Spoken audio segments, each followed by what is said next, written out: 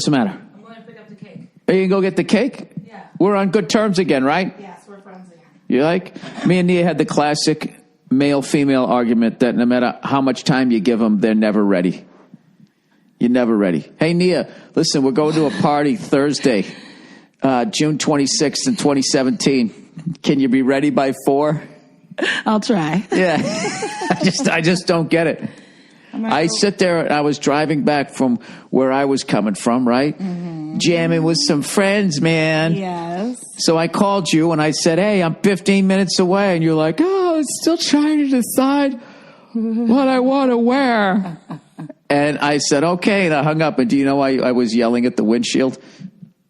Because you knew I wasn't going to be ready? I was just like, how are you not ready? How is she not ready? She had 3 hours and 20 minutes to get ready, and you were not ready. I thought that you were going to come in and change clothes. I'm a guy. I'm always ready. I can literally get ready in 8 minutes. But you're right. I did watch that last episode of Making a Murderer. I knew you did. And then, I can get ready in 8 minutes. Back in the day, it was 15. On the couch. Yes. Sit down. I want you to come here. Let's say that again into the microphone. Tell me what happened. Yeah, I was watching the last episode of Making a Murderer. Don't binge watch that series if you haven't watched it. It's not good for your soul. But I had to stop watching it. Yeah. And I want to sign the petition to help that guy out. But let's stay on target. Okay. Yes. Forget about the guy who's wrongfully imprisoned for the second time. Let's talk about me and my selfish needs. Yeah, so I watched the last episode and then I fell asleep on the couch. Okay, so that's what happened. So all the histrionics. So then we're driving to the party. We're driving to the party. She's dressed up. I'm dressed up. We're both staring straight ahead, not talking to one another. And as we're pulling up the fucking, driveway, she goes, oh, we should have brought a bottle of wine or something. And then I said, well, God knows you had plenty of time to do it. And you know what? The evening, as Michael Corleone would say, was over. Godfather Part 2. Over. It was over. And for the I got to give it to you. For the rest of the party, you smiled and you pretended like we were a cohesive couple. That's true. Yes, you did. And you acted like you cared. We didn't talk to each other, though. No, we didn't. I actually went into the kids' room and I watched Fast and Furious with the kids and enjoyed it at the same level that they did because I'm immature as hell. And I just, chatted with other people about Making a Murderer and Soaked in Bleach. Okay. So then we get home. And she still hasn't said anything. I remember we pulled up in the driveway, and then she goes, I'm going to get out now. And just got out, walked around the car, and went into the house. And I'm like, all right, she's mad. And then we go downstairs, and you were putting fresh sheets on the bed. And I said something about us sleeping in the bed together. And you just looked at me and said, oh, I'm not sleeping here tonight. At which point, I just tapped into German Irish of, well, fuck you. I can play the silent game all night. And I didn't say another word to you. We talked a little bit.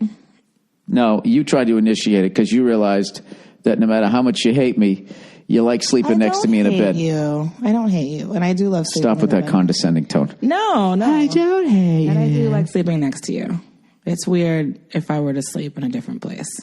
Personally, I was looking forward to it. I had the fucking NHL network ready to be queued up the second you walked out. And then you came in, and then I literally had to fake asleep like I was 8 years old.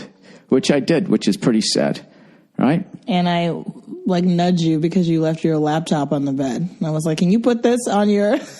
And I was mature enough not to say, I almost said, I thought you weren't sleeping here. And you would have been like, you were not sleeping here? Then I won't. You'd stomp up the stairs extra loud to reinforce, I'm leaving now. At which point, I wouldn't have done anything. And then you'd come, don't, back down. You don't really care, do you? No, right? I wouldn't have done all that. Oh. Maybe some of it, though. Okay. So there you go. All right. So in the future, Nia, just give yourself an extra 4, 5, 7 hours. I know. But it's like, I never know what to fucking wear. And then I got to figure out how I want to wear my hair based on the outfit. Do you ever think this is why men are more successful? Aside from sexism and all that shit. Fuck you. It just takes you guys too goddamn long to get ready. Because I like to look nice, and but it does take me too long to get ready. It's true. I'm overthinking it a lot of the time.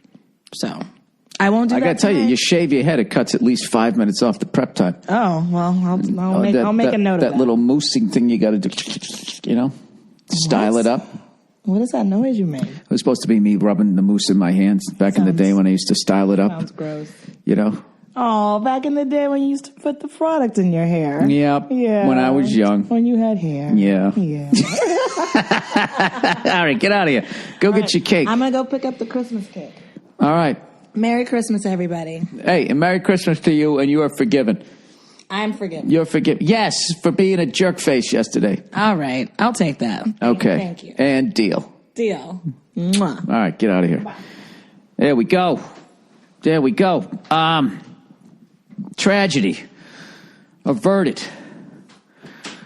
Oh, I stuck with that, man. Oh, I stayed in the pocket on that one. She tried to turn it around about all the shit that I'm doing, you know?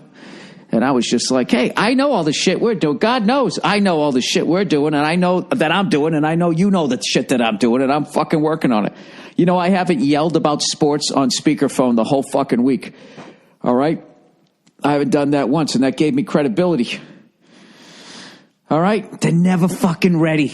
I don't give a fuck how much time you give them. They're never fucking ready. And you know what kills me? Then they get in the car and they're putting their fucking makeup on. And then over the years, you got all that makeup on the fucking visor. Drives me nuts. They're like, oh, just use an eyeliner and lipstick. Somehow it gets on your fingers. And it's like, swear to God, it's like an adult 5-year-old, you know? If you fucking have a kid, you know there's going to be Cheerios and shit all over your car, right? And if you got a broad in your life, there's going to be makeup all over and they don't give a fuck, you know? And you bring it up in your own cunty way, and what do? They cry. You know what? You know what I'm going to make my $1 million on? I'm going to make a fucking adult baby seat for a woman, right? So when she's in a bad mood, like, what everything I do for the family, you just stick her in there, right? And you got a fucking pacifier that's like chai latte, fucking frappuccino, whatever the fuck they like flavored. There'll be all these different flavors, adult pacifiers for women, and you stick it in there. And then you leave, right? I know there's a lot of women listening right now. What about one for guys? And all I say to that is, why don't you come up with an original idea? Huh? Joining the NFL. Oh, you guys got a lot of nerve. This is really cunty for the holidays, isn't it?